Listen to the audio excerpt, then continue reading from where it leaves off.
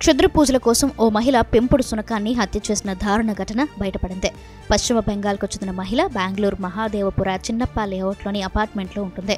త్రిపర్ణ పాయక్ అనే మహిళ తన 4 లెబ్రడార్ పెంపుడు కుక్కల్లో ఒకదాన్ని 4 రోజుల క్రితం గొంతు కోసి హతమార్చింది. ఆ తర్వాత ఇంటి డోర్ లాక్ చేసి పరారయ్యింది. ఆమె ఫ్లాట్లో నుంచి దుర్వాసన రావడంతో స్థానికులు పోలీసులకు సమాచారం అందించారు. మహాదేవపుర పోలీసులు, బీబీఎంపీ సిబ్బంది చేరుకుని చూడగా కుక్క కలేబరం కనిపించింది. ఆ పక్కనే ఉన్న రకరకాల దేవుళ్ల ఫోటోలు, పూజలు, దృశ్యాలు చూసి క్షుద్ర పూజలు జరిగి ఉంటాయని పోలీసులు అనుమానించారు.